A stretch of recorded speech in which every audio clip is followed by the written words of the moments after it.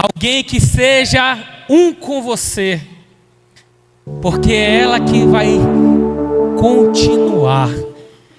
E de repente naquela semana veio meu pequeno filho vai fazer 12 anos, olhou e disse: eu quero cantar um louvor. E no momento ele puxou o mesmo louvor que o Senhor estava ministrando. Senhores, não é coincidência. É o Senhor entrando dentro da tua casa e dizendo: eu estou presente. Eu não quero estar ausente, eu não quero estar lá fora, eu quero estar aqui dentro.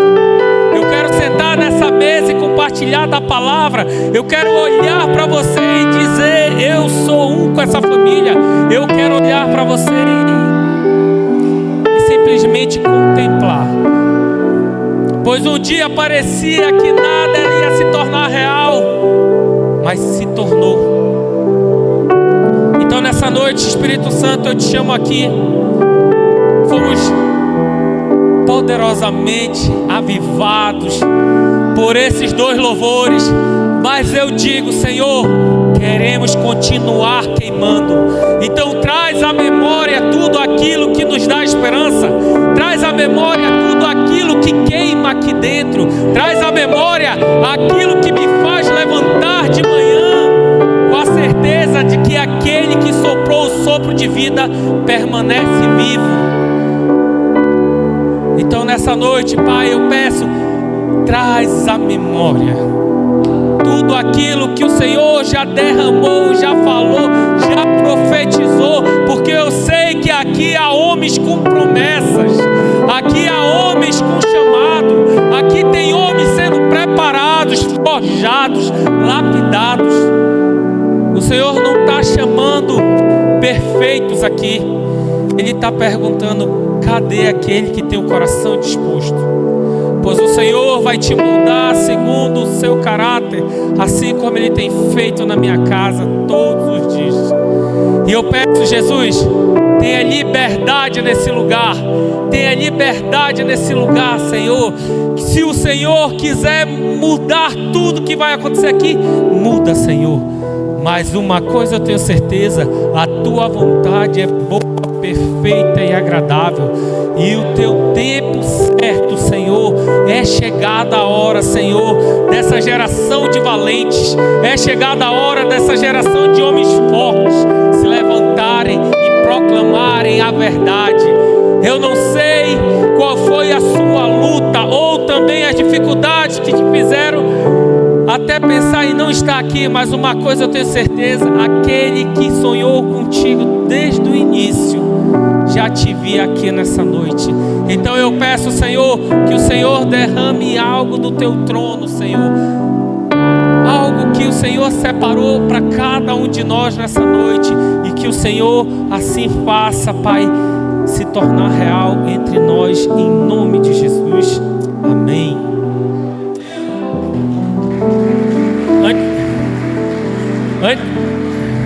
Amém, amém. Antes da gente começar, dê um forte abraço no irmão que está do seu lado.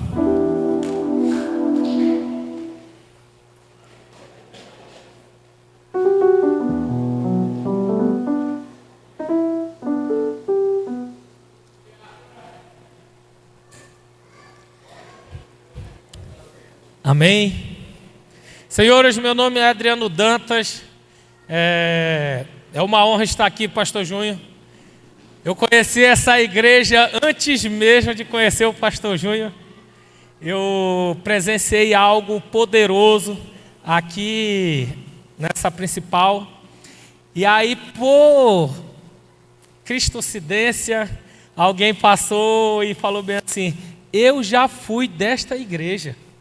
E aí, quando eu olho, eu falo: ai, DPB? Eu falei: por que você saiu? E essa pessoa falou bem assim: minha mãe ainda é daí, mas eu estou afastado. E aí eu conversando com essa pessoa um tempo depois, eu recebo o convite para vir aqui. Aí eu falei: reviver, pastor? Reviver eu já conhecia, e aí será? E fiquei procurando e lembrei. E aí hoje o Senhor me trouxe e disse bem assim: um dia a palavra que saiu foi que nunca você teria medo de falar do meu nome. E eu me lembro que o carro que eu estava na época que eu fui fazer essa ajuda, quase não conseguiu subir essa ladeira aqui da frente. E aí eu falava assim, Senhor, dá força. O carro foi lá, aconteceu algo sobrenatural. E eu disse, um dia eu vou saber o que aconteceu na vida desse jovem. E eu cacei, já olhei, fiquei ali na entrada para ver se eu encontrava esse rapaz. Mas eu sei que o Senhor é perfeito em todos os momentos. E hoje Ele me trouxe aqui, queria dizer para vocês que é uma honra estar aqui. Sei que muitos de vocês já conhecem os legendários. Quem já conhece os legendários aí? Vamos dar um passo de fé agora? A gente vai ter um agora em junho. Quem quer ir para os legendários aí? Não, vamos lá. Não, vou falar uma coisa para vocês. Muitas vezes a gente olha e fala bem assim, quem quer alcançar alguma coisa? E aí a pessoa fala bem assim, eu quero. Mas no coração dela está dizendo, eu não consigo. Você quer dar um passo de fé? O passo de fé muitas vezes não vai te dar algo concreto. Mas é algo que vai te dizer bem assim, só confia que eu providenciarei. Eu já vi, nesse tempo que eu estou no legendário, homens que disseram para mim bem assim, eu não tenho condições de ir. E aí, ele senta na cadeira e o pastor disse bem assim, se o problema for recurso, o dono do ouro e da prata está liberando agora. E aí ele foi o único que falou, recebo. Adivinha quem foi o primeiro a se inscrever? Por quê? Porque você deu a autorização para que o Senhor agisse. Agora, se você é aquele que é o primeiro que duvida, nunca vai acontecer. Pode se assentar. Ontem o pastor Alto veio aqui, né? Pastor Clodson é uma bênção. É o meu pastor. Me conheceu há 15 anos atrás, lá na IDPB Redenção. Digo para vocês, quem aqui é fruto de oração? Hoje nós vamos falar de um poder que move montanhas e destrói muralhas e espanta Satanás. Quem é fruto de oração aqui? Quem é? Eu tinha uma senhorazinha de 1,60 m desse tamanho, lá no estado do Pará, com cabelo que batia bem aqui, a gente até dizia, vovó quando enrola aquele coque é porque vai orar. E às 4 horas da manhã aquela mulher levantava e orava por todo mundo da família, nome por nome. Vou falar de novo para você, nome por nome.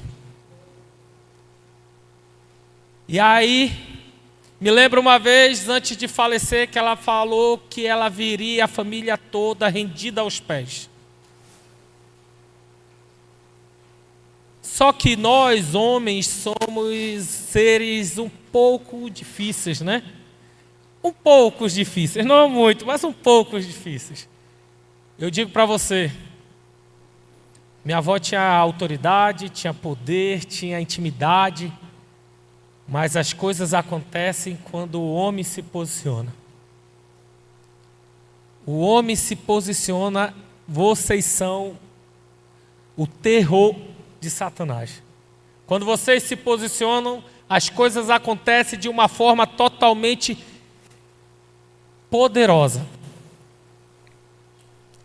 Eu pedi para o Senhor e falei bem assim, Senhor, eu tinha 16 anos e fiz uma oração, fui num culto e nesse culto eu fiquei com vergonha de ceiar, porque eu me sentia que eu estava enganando o Senhor. Eu falei, Senhor, eu não estou na igreja, eu vim aqui porque eu queria fazer uma média com meu pai, então eu vim. E naquele dia o Senhor disse, você está onde você deveria estar, mas você ainda continua fugindo. E aí eu falei bem assim, um dia eu vou. E eu me lembro que eu sofri um acidente, passei 1 ano sem andar. Essa perna praticamente saiu, ficou só um tendão segurando e o médico disse, vai ficar manco, mas vai continuar. E naquele momento eu lembrei de quem a gente lembra quando está no deserto?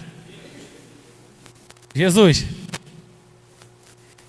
se tu me curar, eu vou para a igreja.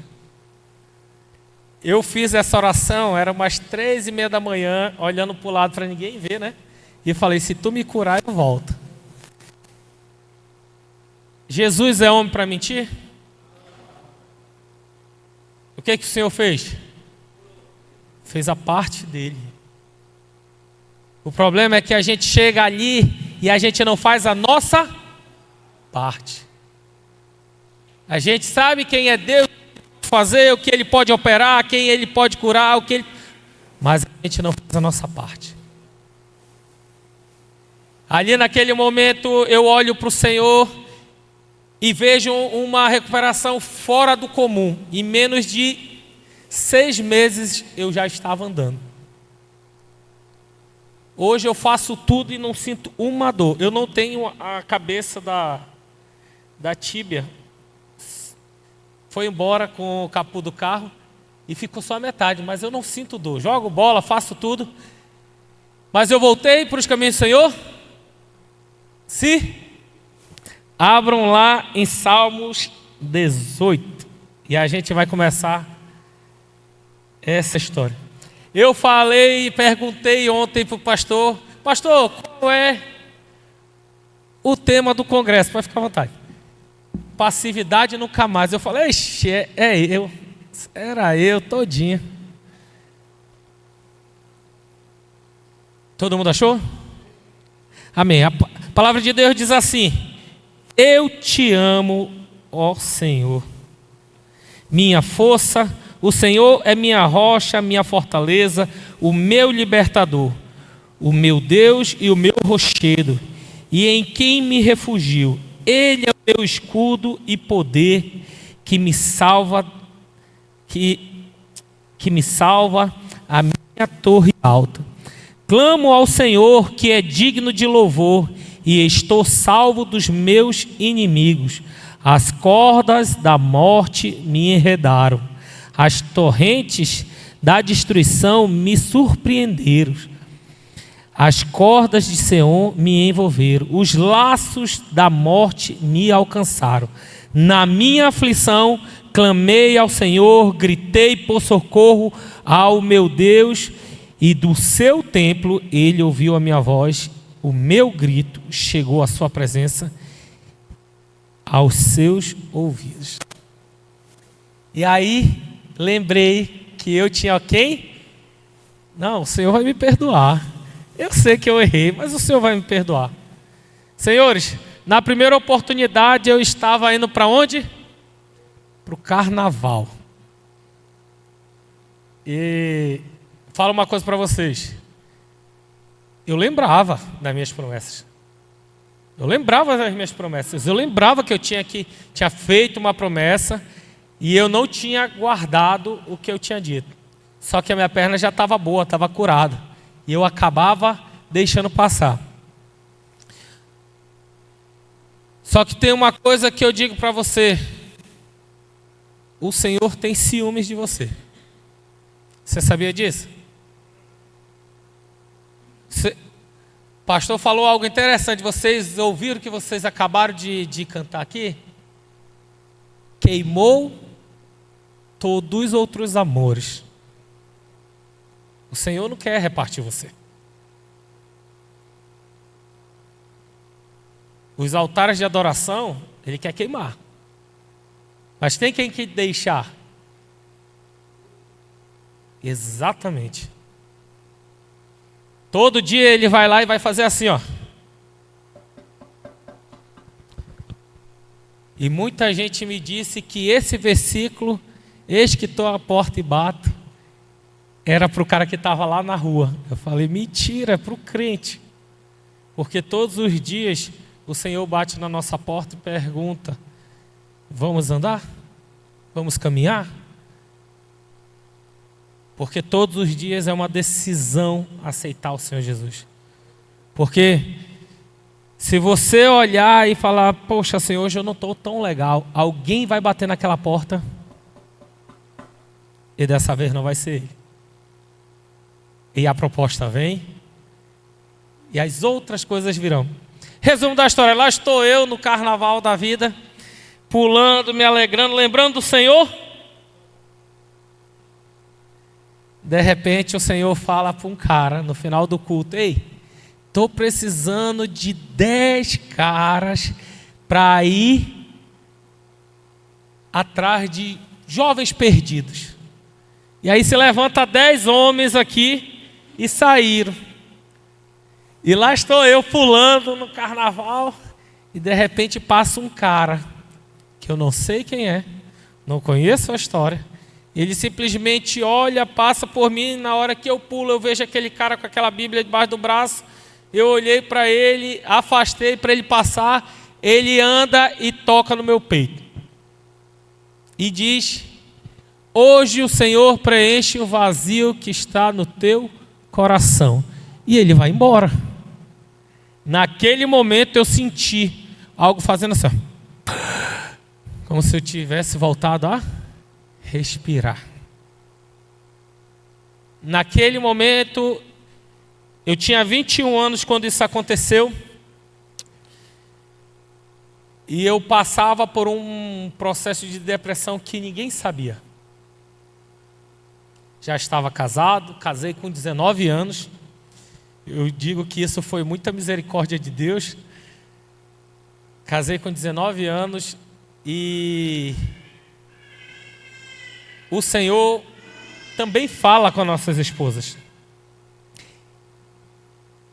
E eu me lembro que no mesmo tempo que eu me frustrava, corria e sofria calado, ela orava. E ela uma vez, quando a gente, das antigas, né, eu ainda mandava carta para minha amada, né? Escrevia carta. E uma das cartas que ela me mandou, ela disse, fiz uma oração quando eu tinha 15 anos e o meu marido tinha. Ela listou 50 coisas que ela pediu. E aí naquele momento, pastor, eu olhei e falei bem assim, a última coisa que ela falou, que ele seja um homem de Deus. E eu não era um homem de Deus. Naquele momento eu volto e relembro tudo que o Senhor já tinha feito, transformado, curado, sarado. Só que aquela palavra que aquele homem passou naquela noite, falou, mexeu muito. E eu falei, cara, eu preciso ir atrás de resposta. E naquele momento eu me lembrei daquela carta, daquela oração que ela fez e me entregou. E eu volto escondido, né? Fui escondido porque eu não queria que ninguém me perguntasse. Falei, Senhor, eu queria saber se eu fosse para uma igreja, alguém ia me julgar. E aí o Senhor disse, só vem. E naquele momento eu fui. Cheguei naquela igreja, ninguém me conhecia, mas entrei e parecia que era foragido da polícia, achando que todo mundo ia me julgar. E naquele momento, a pastora fez o apelo. Eu aceitei Jesus e a minha esposa não aceita. E aí eu entendi a primeira luta. Eu falei, Senhor, é nesta hora que o cara que não é crente lembra da palavra de tudo que é jeito. É quando ele quer pedir. E aí naquele momento eu falei, Senhor, não. Se for para me servir de todo o teu coração, você tem que trazer ela. Porque se tu não trouxer ela, não adianta eu servir. É melhor eu ficar fora. Minha esposa, ela era bem atuante na igreja católica. Ela fazia tudo. Dava aula, fazia tudo. E aí ela olhou para mim e ela disse, não, se você quiser ir, você vai, mas eu não vou. Eu não acredito nesse negócio. E naquele momento eu falei, Senhor, eu não sei como é que tu vai fazer, mas assim como tu consertou essa perna que não tinha nem mais jeito, tu traz ela. E naquele momento, aquela mulher rasga aquela igreja e aceita Jesus do meu lado. Fala uma coisa para vocês. O Senhor transforma toda maldição que estava sobre a sua vida em bênção. Falo para vocês, mas é lindo. Não, não foi lindo não, foi luta. Mas eu digo para vocês, uma coisa que eu entendi, que tudo começa aqui. Tudo começa aqui. Você entende que você muitas vezes é o cara que é aprisionado pelos seus próprios pensamentos? Sim ou não? Por que pelos próprios pensamentos? Vou dar um exemplo para vocês. Uma vez a gente fez uma brincadeira com os homens. Tínhamos poucos homens e eu falei bem assim, hoje é quarta-feira à noite. Tem final da Libertadores, não, era semifinal de um campeonato. Eu falei, Flamengo vai jogar aqui. Quem quer ir embora? 10 levantaram a mão. E eu agradeci, por quê? Eu falei, vocês, é verdade. Eu sei que você está aqui, mas sua cabeça está onde? Está lá.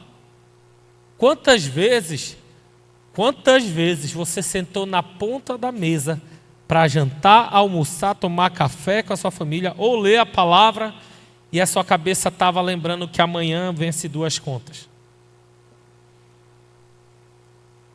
Ou você lembrou que alguma coisa ficou, infelizmente atrasou uma parcela e você já não está conseguindo se concentrar?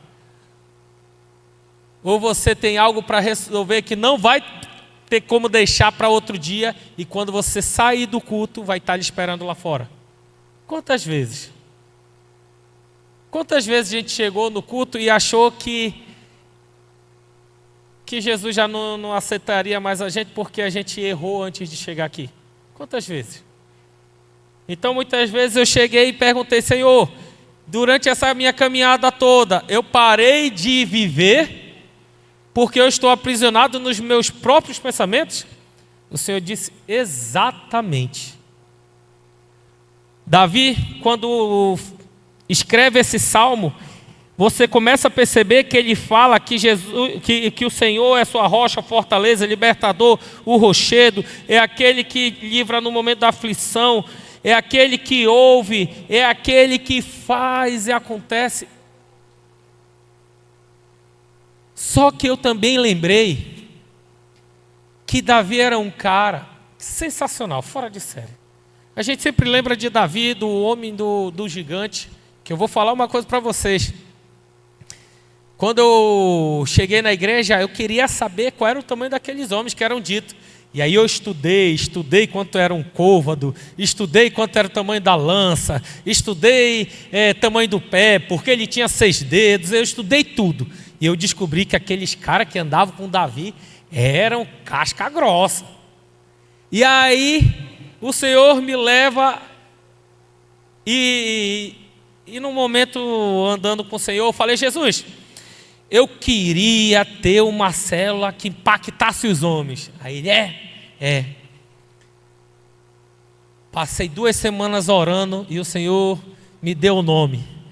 Caverna de Adulão. Eu falei, não, Jesus, não, já não. Caverna de Adulão, não. Antes de se transformar no valente, eles deram tudo capenga. Eles deviam todo mundo. Não eram os homens legais. Não, Senhor, vamos mudar esse negócio. E aí o Senhor mandou todos aqueles que não queriam conhecer o Senhor. E aí ele falou algo interessante. Ele falou, mas não foi assim que você chegou? Você não queria... E alguém foi lá e conquistou.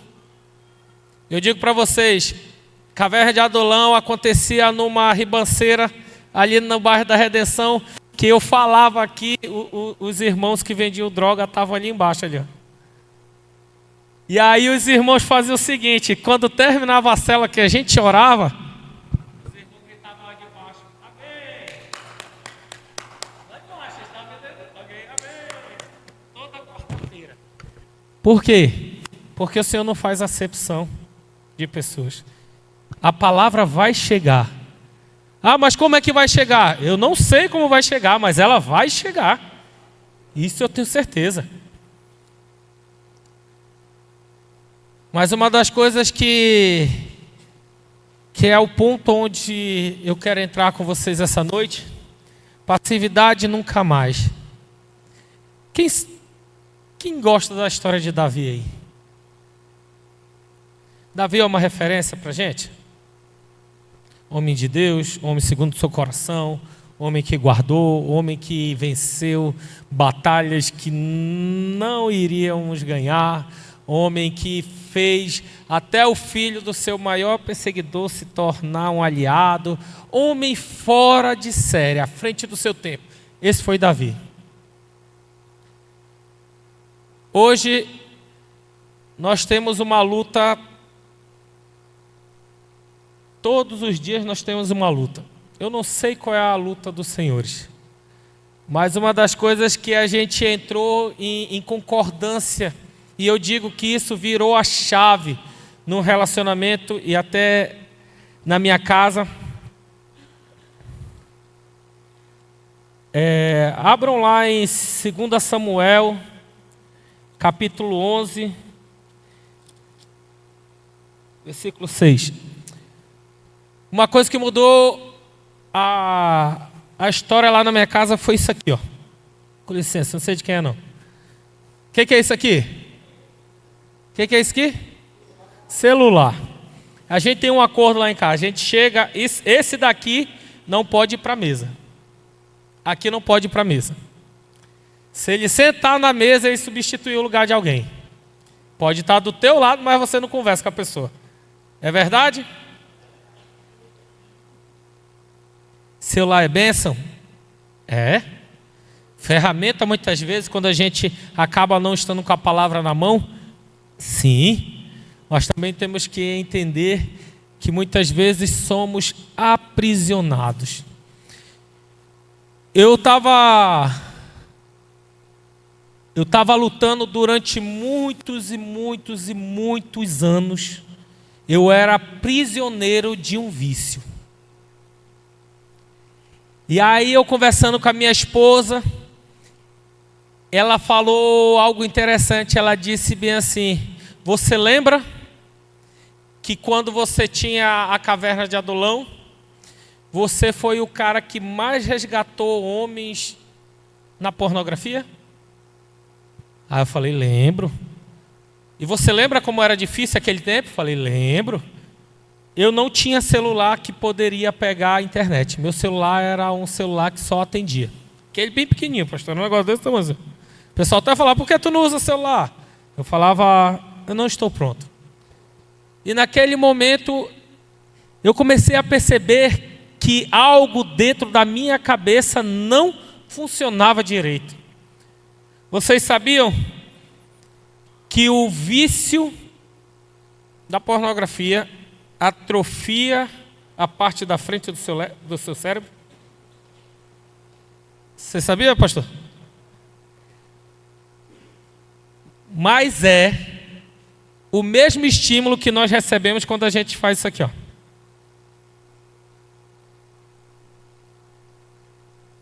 E aí eu falei: não pode ser. E aí a gente começou a estudar isso, estudar. Eu tenho um filho pequeno, tenho um filho grande, e eu tenho um outro desse tamanho já. E uma das coisas que a gente sempre conversou: vocês não podem ser escravos dos seus vícios. E às vezes a gente olha para a gente e diz: não vai acontecer comigo. E eu falo para você: pare de se enganar. Ninguém. Tem uma coisa que a pastora lá na igreja fala muito. E eu, toda vez que tenho oportunidade, vou na frente do espelho e digo: ninguém é forte para o pecado. Ninguém é forte para o pecado. Você e eu somos falhos. O inimigo quer uma brecha? Sim. Mas todas as vezes que ele viu essa brecha, eu corria para o Senhor. E aí naquele momento, E agora eu vou compartilhar algo que a montanha, sem falar muito, né, que eu não posso falar muito da montanha, mas algo que a montanha também transformou foi relacionamento. Eu digo para você que a esposa que o Senhor escolheu para você, ela é poderosíssima. Tem uma coisa que eu sempre pergunto para os homens, e eu falo para eles: você é feliz? E eles falam bem assim: sou feliz. E eu falei: sabe como é que eu sei que você é feliz? Ele: como? Quando a gente volta da montanha, a gente olha para as nossas esposas. Rapaz, tem esposa que ela não deixa o cara nem chegar, né, pastor? Ela já corre em cima e abraça, e cheira, e bate foto, e fala: meu herói voltou, E eu falo: meu Deus. Eu digo para você, o espelho da sua casa é esta mulher. Você quer saber? Olha o sorriso dela. Olha como ela está. Olha como ela fala, como ela louva, como ela adora. Ela é o espelho da sua casa. Eu digo a vocês que esta mulher me pegou e disse bem assim: vou lhe ajudar a sair deste poço sem fim. E nós orávamos e jejuávamos de uma forma poderosa, até que um dia aquilo que era agradável aos meus olhos se tornou repugnante. Aí eu digo: foi eu? E eu vou dizer para vocês, tinha horas que batia na porta com força. Sabe o que ela fazia? A palavra de Deus diz, e ela falava a palavra de Deus no meu ouvido, eu querendo ou não. E eu digo para você, teve uma hora que eu descobri que a minha maior aliada era aquela mulher. Agora eu pergunto para vocês, era traição? Toda vez que eu caí? Ah, não, como eu já escutei várias vezes, não, é vídeo não é traição. É traição sim, porque a palavra de Deus diz: se você ao menos imaginar, você já pecou. Se eu hoje pedir para você fechar os seus olhos e colocar um áudio, eu não preciso nem que você esteja com os olhos abertos para você imaginar. E aí você disse assim: não, mas isso aí não me afeta. Lá em 1 Samuel 11:6 diz assim, 2 Samuel 11:6 diz assim. Vamos adiantar, vamos subir um pouquinho. Está aqui. Vamos botar 11:2 aqui. Uma tarde Davi levantou-se da cama, foi passear pelo terraço do palácio. Do terraço viu uma mulher muito bonita, tomando banho. E mandou alguém procurar saber quem era. É Betseba, filha de Eliã, mulher de Urias o Hitita. Segura. Lá no 6 diz assim: em face disso, Davi mandou esta mensagem a Joás: envia-me Urias o Hitita. E Joabe o enviou. Quando Urias chegou, Davi perguntou-lhe como estava Joabe e os soldados e como estava indo a guerra. Disse-lhe: vá descansar um pouco em sua casa. Urias saiu e do palácio logo que lhe foi mandado um presente da parte do rei. Mas Urias dormiu na entrada do palácio, onde dormiam os guardas do seu senhor, e não foi para casa. Quando informaram a Davi que Urias não tinha ido para casa, ele perguntou: depois da viagem que você fez, por que não foi para casa? Urias respondeu: a arca e os homens de Israel e de Judá repousam em tendas. Meu senhor Joabe, seus soldados estão acampados ao ar livre. Como poderia eu ir para casa, comer, beber e deitar-me com minha mulher? Juro pelo teu nome e pela tua vida que não farei uma coisa dessa. Ele jurou pelo nome de quem?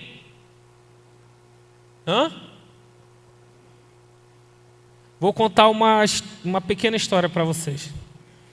Uma vez eu estava numa missão, e nessa missão eu tinha um tenente. A gente estava fazendo uma missão lá na Cabeça do Cachorro, lá em São Gabriel. E lá era uma área que a gente tinha 2 caças para guardar. E durante a noite tinha era uma coisa comum dos índios chegarem lá e passarem a mão nas aeronaves. Só que as aeronaves eram a primeira vez que tinha ido a São Gabriel, então não podia fazer. Então a gente ficou a noite todinha naquela neblina.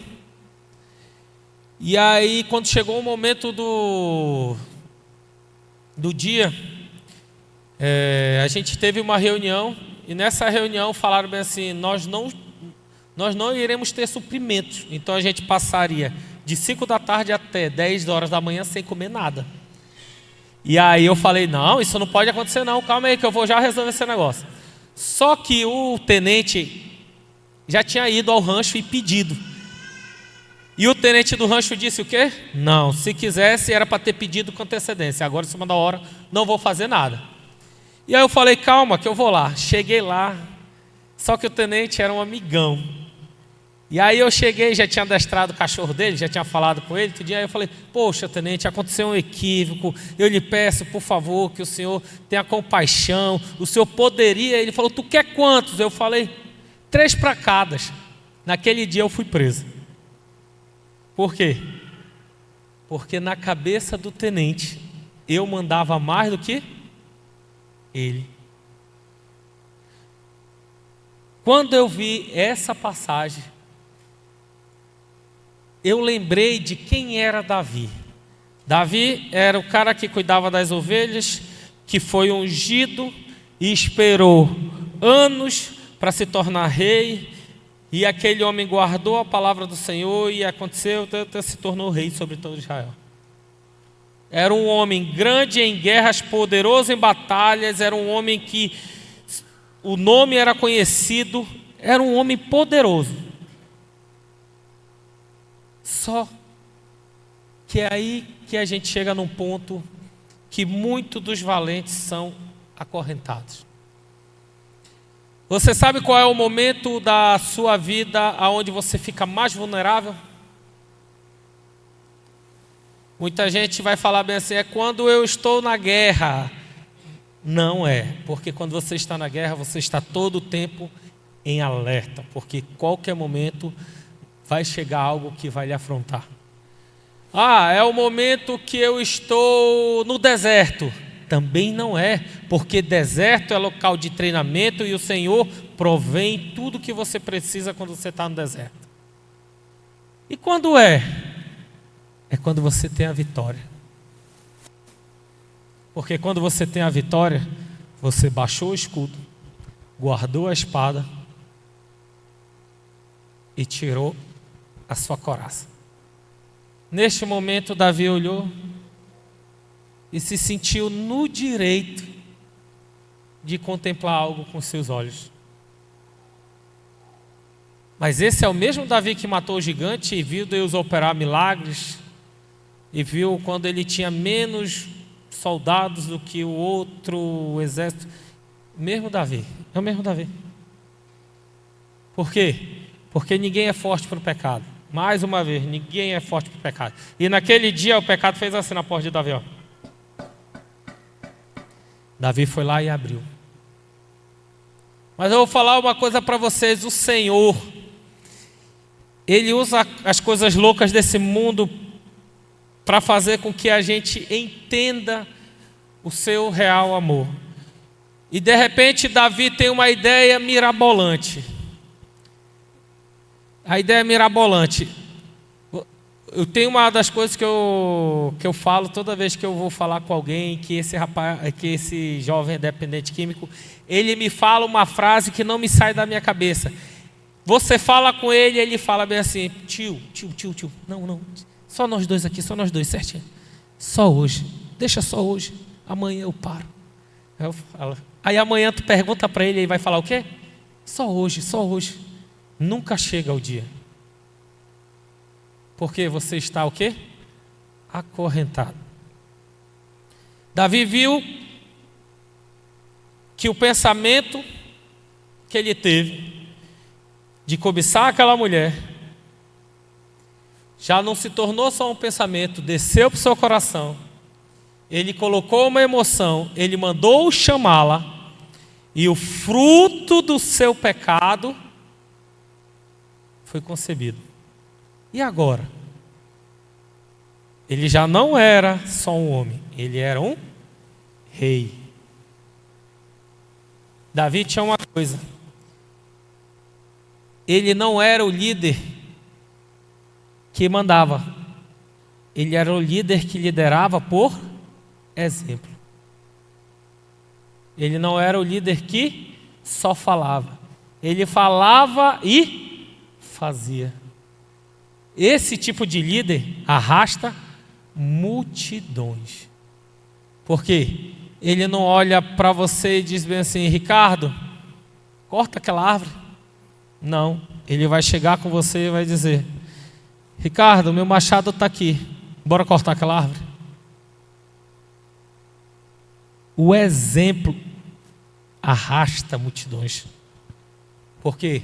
Não é alguém que está fora, é alguém que está dentro do processo. Por isso que quando ele manda chamar Urias, ele diz: manda chamar ele, que aí eu vou conseguir deixar os panos quentes, encobrir o que eu fiz. Só que Urias fala algo que muda tudo. Urias lembra Davi quem ele era. Urias faz Davi lembrar quem ele era.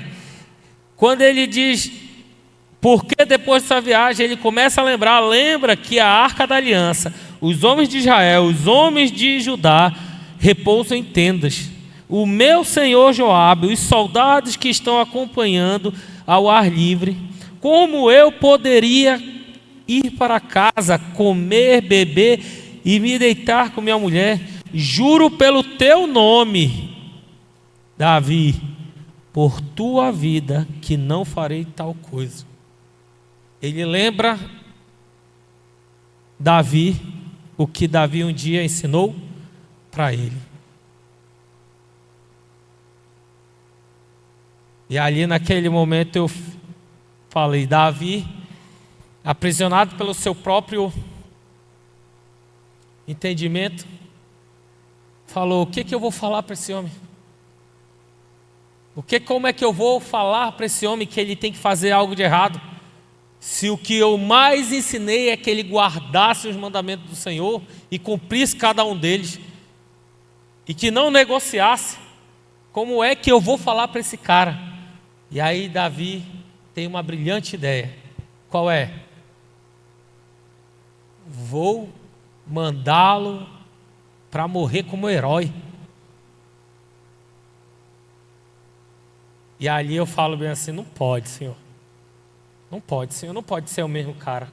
Não pode ser o mesmo valente. Não pode ser o cara que resgatou homens dentro daquela caverna e fez esses homens se tornarem referentes para outros homens. Não pode ser. Mas também lembro que muitas vezes somos nós chegando diante do Senhor e negociando.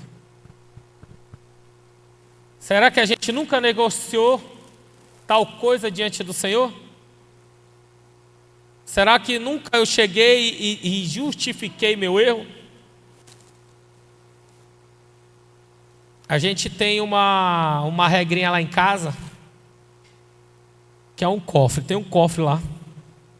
E esse cofre é o cofre da justificativa. Se você chegar e contar a verdade, você não é obrigado a botar um valorzinho lá dentro não. Mas se você chegar já se desculpando, você tem que ir lá e botar uma moedinha lá no cofre. Por quê? Porque este é o nosso mal. O nosso mal é chegar assim: o Judas, por que tu roubou? Aí o Judas: você tem que entender que na minha real situação eu estava passando fome, então eu não achei tão ruim se eu pegasse um pouco. Ele te explicou, ele justificou. Ele deu desculpa.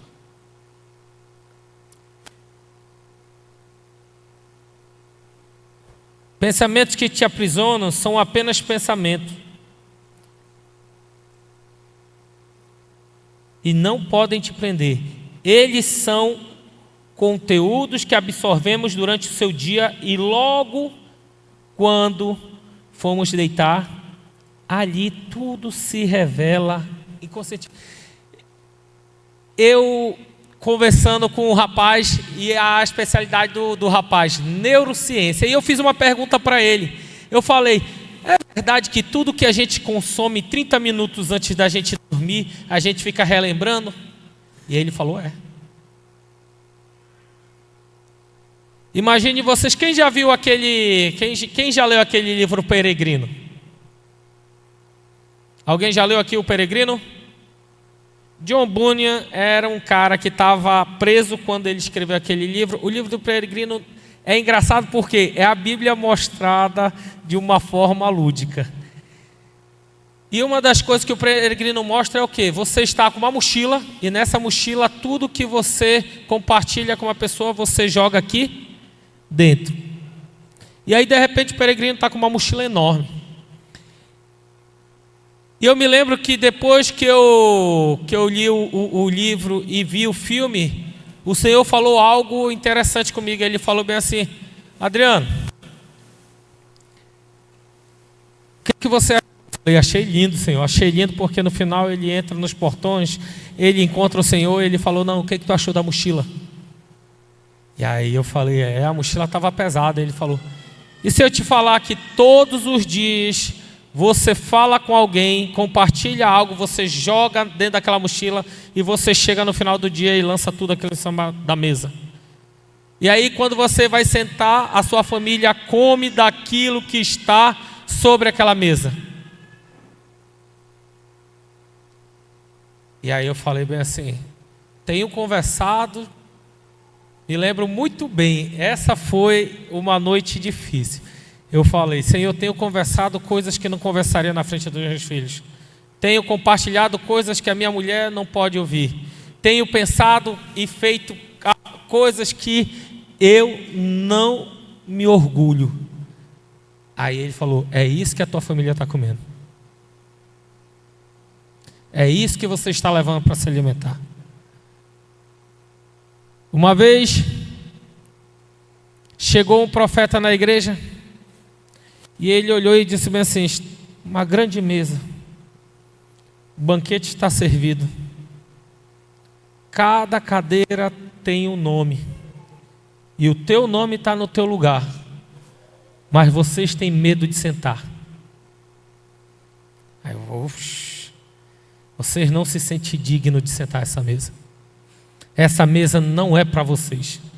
Por isso o Senhor vai fazer igual como Ele fez: vá, saia e chame aqueles que estão na esquina pelos becos e vielas e tragam, porque eles sentarão à mesa. E aí naquele dia o Senhor me lembra e diz: os filhos são chamados para sentar à mesa, mas dentro da sua cabeça não se sente dignos de sentar junto comigo. De verdade, nunca foram chamados e feitos filhos. Naquela noite, eu sento na beira da mesa e falo: Senhor, se tudo isso que tu está falando é verdade, eu não quero ficar aprisionado na minha própria culpa. Eu quero ver. Não, ver não. Eu quero sentir tudo o que acontece ao redor de mim para que o Senhor me mantenha aqui dentro da igreja. Naquela noite, eu sentei na ponta daquela mesa, todo mundo foi dormir, eu orei e pedi do Senhor. Eu comecei a escutar.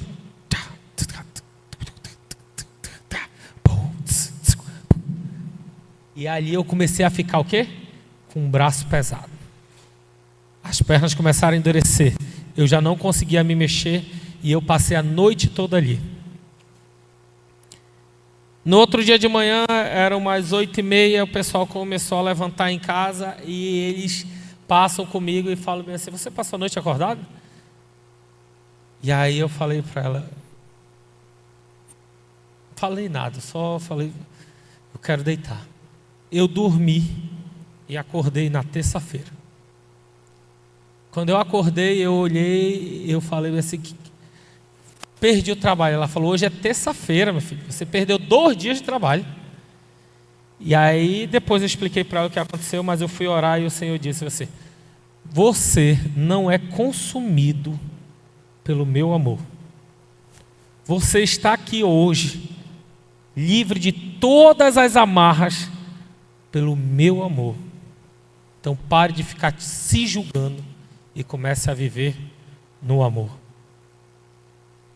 Muitos de nós julgamos Adão, assim como nós julgamos esse cara aqui, Davi. Mas Deus deu amor e justiça para Adão. E disse: Adão, você quer o amor ou a justiça? Adão tomou a sua decisão. E aí é uma coisa que por muito tempo eu não tinha prestado atenção. E aí eu me lembro que no momento devocional na mesa, o Dan, tinha 10 anos, o Dan corre e diz: pai, se Adão não tivesse mordido, não tinha acontecido nada. Aí eu falei: como assim, rapaz? Se Adão não tivesse mordido, não tinha acontecido nada. Olha aqui. E aí ele leu, e realmente, lá em Gênesis diz claramente: quando Adão morde do fruto, os seus olhos se abriram. Foi o dele só? Não. Foi os seus olhos. Foi o seu e da sua esposa. Seu e da sua mulher. Então quer dizer que toda a decisão que você toma é sobre todos. A sua decisão, todas as vezes, é uma decisão para todos ou só para você? E aí eu fiquei bem assim, eu falei: ô loucura, como assim, Senhor? Eu estou ficando perturbado, porque o Senhor acabou de me levantar de uma batalha espiritual, que o Senhor mostrou para mim que eu não tenho condições de manter, mostrou algo poderoso, e através da boca de uma criança o Senhor me traz algo que mostra que eu sou totalmente responsável? Sim. E aí a gente, no meio desse turbilhão de informações, a cabeça parafusando, alguém chega e fala assim: bora para o Legendários? Eu falei: bora. Sabia nem que diacho era Legendário. Falo uma coisa para vocês: na primeira noite, quando falaram Legendários, eu vou para o Legendários e eu vou bem. Eu malhei, eu corri, eu fiz tudo que você imaginava eu fiz para ir para esse Legendário.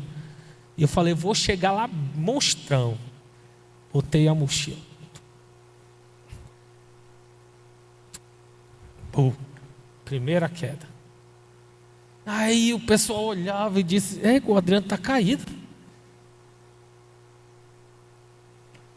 E aí eu, lá de joelho, falando assim: Senhor, deve ser porque eu não me alimentei bem.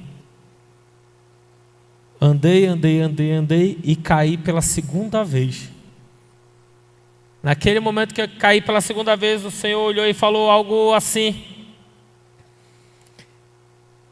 enquanto tu estiver lutando comigo, tu vai para o chão. Aí eu falei: mas eu não estou lutando com o Senhor. E naquele momento eu andei e caí de novo. Só que é o seguinte, tem aquela... Quando você cai assim, né? Igual aqueles negócios coreanos, né? Que o cara cai assim, vai caindo devagarzinho, né? Mas não, eu caía feio, eu caía igual aquelas árvores assim, e levantava aquele poeiral. E o pessoal que foi comigo começou a falar: rapaz, o Adriano está ficando no chão, já caiu 3 vezes, que negócio é esse? E ali o Senhor me mostrou algo que Ele disse: comece a depender de Deus. Você já viu que eu te tirei de algo que você por si só não saía. Você já viu que eu luto por você todas as noites. Você já viu que quando você luta pela sua própria força, você cai. O seu filho teve que lhe lembrar que as consequências da tua palavra afetam toda a tua família. Tu ainda está lutando? E naquele momento eu falei: tá bom, Senhor, a partir de agora eu abro mão. Me mostra a tua força. E naquela manhã a gente teve um momento de competição lá. E eu olhava para o meu joelho e falava bem assim: rapaz, eu não vou fazer isso aqui. Meu joelho é operado. Esse daqui vive saindo do lugar. Eu não tenho como fazer isso. E de repente, o cara olha para mim e diz: tu vai. Eu falei: vou não. Vou já cair no chão de novo aqui e dizer que estou doente. E aí ele traz um cara bem magrinho assim, ó. Eu falava: mano, esse cara é corredor, só pode. Triatleta, correu Lima a não sei aonde. Eu falei: rapaz, esse cara esse daqui, ciclista profissional, esse daqui. E eu olhando para o meu joelho, eu falei: dá não, Senhor, dá não, eu vou cair aqui de novo, passar vergonha. E de repente, sem te perguntar, ele fala: vai. E naquele momento eu vou falar uma coisa para você. Eu corri, mas corri tão rápido, que na hora que chegou lá no final, os caras olhavam e falavam assim: quem é você? Naquele momento eu percebi que sem Deus eu não sou nada. Que de verdade eu era um projeto falido, que estava levando toda a minha casa para o mesmo buraco. Mas o Senhor olhou e disse bem assim: quero fazer algo poderoso. Quero fazer algo que liberte, que cure, que sare. Mesmo que você não entenda. Uma das coisas que eu vou voltar lá. Pode ficar de pé, fique de pé. Já está terminando. Vou voltar lá no início.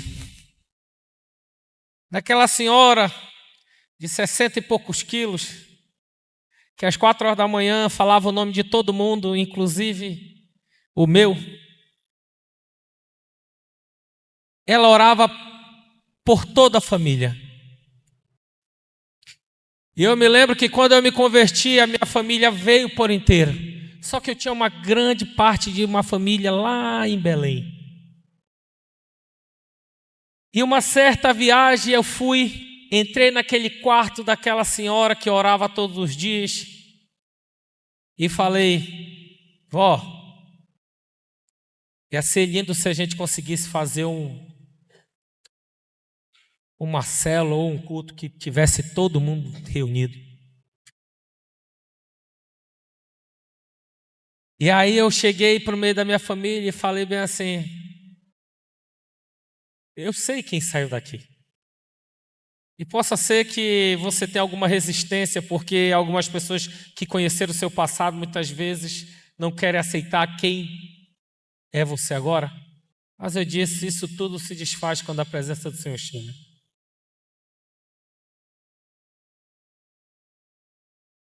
E aí eu fiz um convite.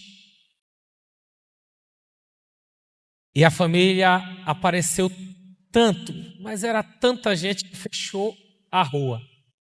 E ali o que era uma célula, um culto. E ali muitas pessoas acabaram sendo alcançadas e entregaram o caminho ao Senhor Jesus. Às vezes a gente está olhando hoje e dizendo bem assim: mas Senhor, eu já fiz muita coisa errada.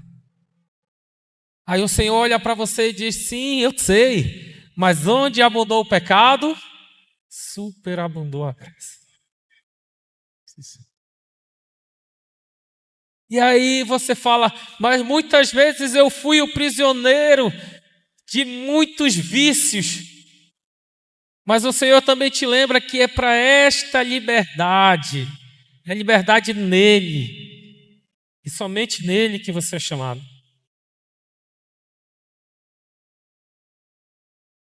Muitas vezes a gente chega e diz bem assim, mas coisas aconteceram e eu me lembro bem, porque eu não tinha meu pai.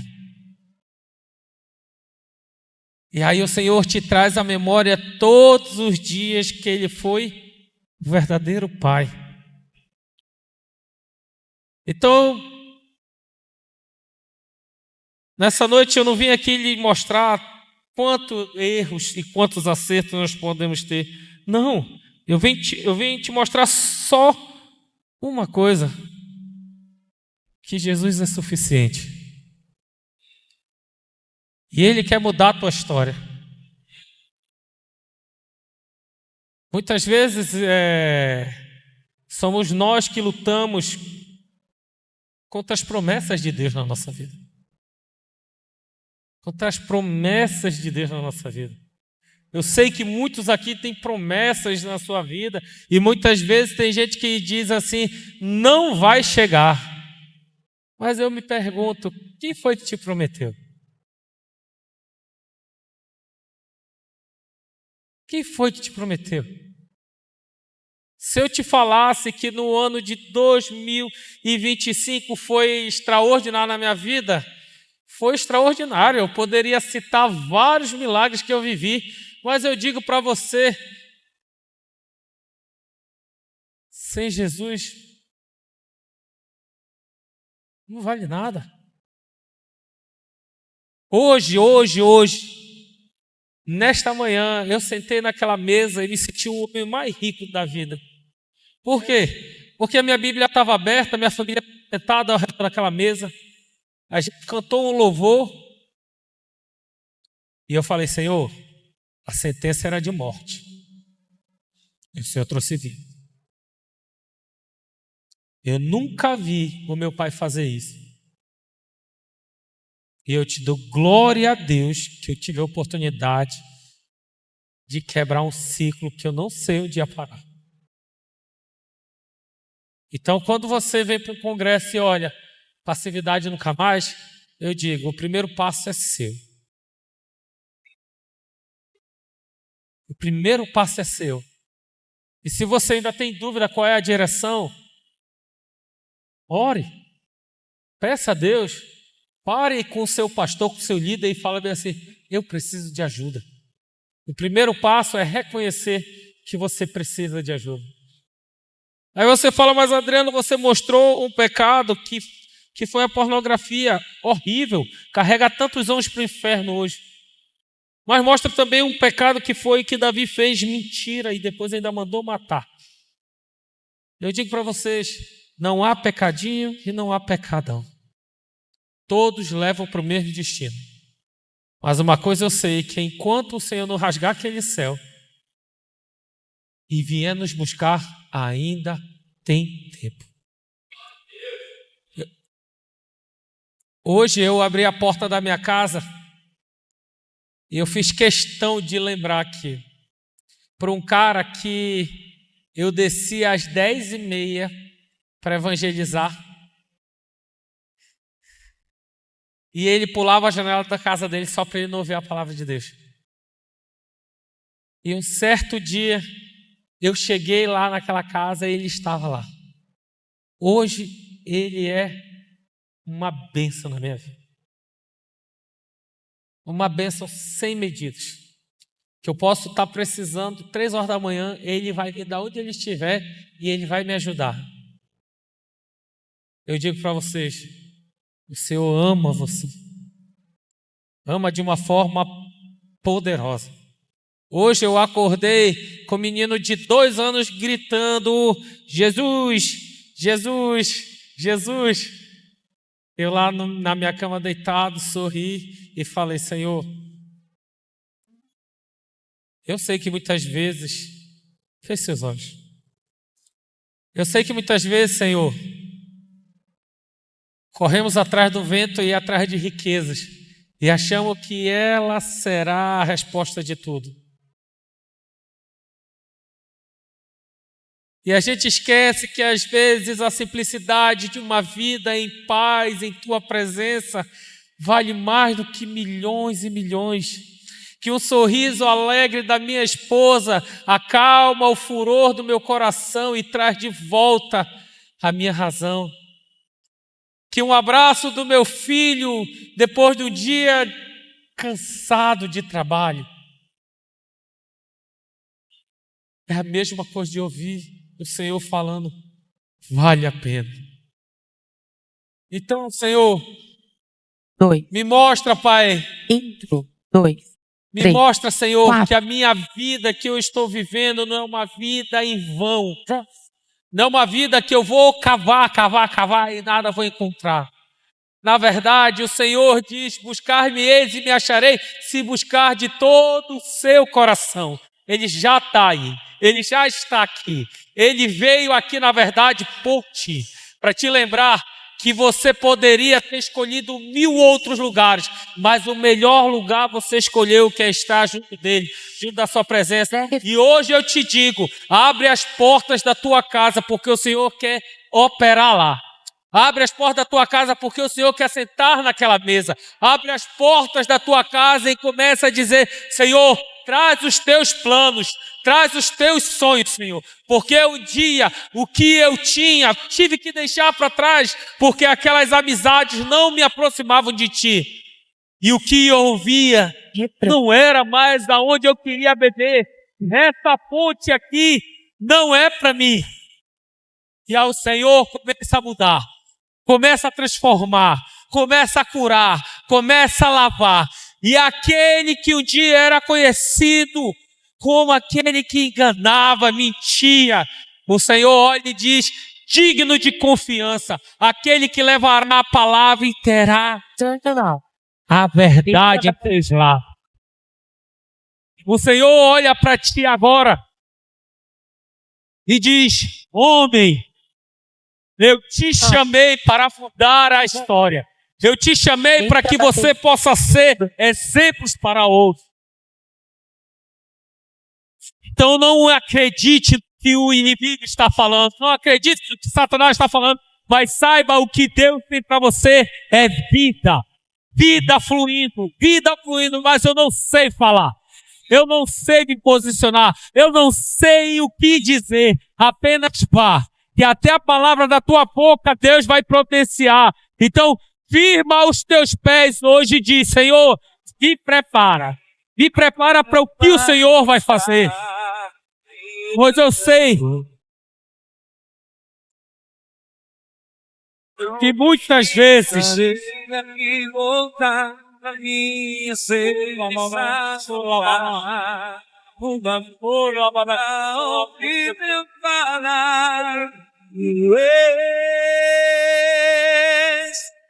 se a minha alma esperou, onde da vida me encontrou. Isso não te deu surpresas, Salvador.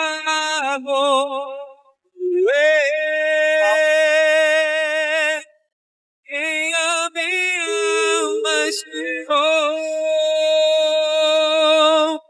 a fonte da vida me encontrou. Isso não te deu surpresas, o meu Salvador. Sabe de beber, seguir, Ele vai buscar em vida. Não precisarei aqui voltar pra minha sede saciar. uma vez que eu já ouvi teu falar,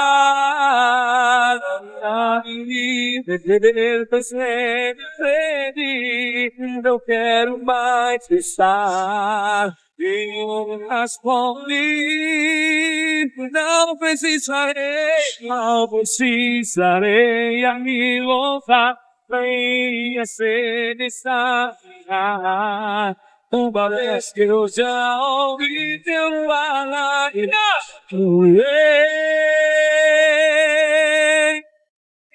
a minha alma esperou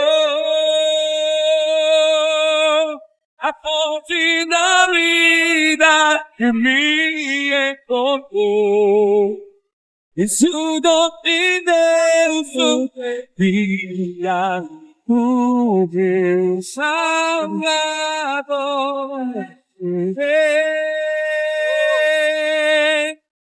Que a minha alma esperou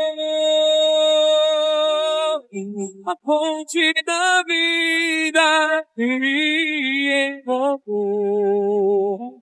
Eu sou dom de Deus, filha, o meu Salvador. Quero beber, sacia minha sede, lava o meu interior. Eu quero fluir em tuas águas. Eu quero beber da tua fonte, fontes de águas vivas. Cresce. Tu és a fonte, Senhor. Tu és o rio, Senhor. O Senhor sabe de tudo que precisa ser mudado. O Senhor também sabe de todas as decisões que você precisa tomar. Eu digo que o homem, ele é feito de decisões. E a decisão que você toma muda todo o destino. Muda também a história. Muda o trajeto, a rota. Te coloca de volta no centro da vontade de Deus. Eu sei que muitas vezes é difícil reconhecermos que nós precisamos mudar. Eu sei também, Jesus, que muitas vezes chegamos diante de Ti só pedindo. Mas nesse momento o Senhor olha para você e diz: há momento de entrega. Há momento de entrega. Há momento de entrega. Então, eu quero desafiar você. A desafiar você que por muitas vezes tem lutado em secreto, tem lutado aí muitas vezes pela força do seu próprio braço. O Senhor está falando para você que está na hora de deixar, está na hora de romper, está na hora de viver algo novo, de colocar uma pedra em cima dessa situação e dizer: Senhor, eu quero romper segundo o teu querer e a tua vontade. Enquanto o louvor estiver tocando, aquele que quiser deixar algo na presença do Senhor, vem aqui na frente. Eu quero orar com você. Uma das vezes eu ouvi alguém ministrar na minha vida e ele falou algo que mudou a minha vida. Ele disse: homens curados curam. E naquele dia eu tive liberdade para falar aquilo que muitas vezes estava escondido. O Senhor não quer que você ande com uma pedra, um peso, algo no seu calcanhar, impedindo você de crescer. Então, enquanto o louvor estiver tocando, eu espero você aqui. Mas não saia sem tomar sua decisão.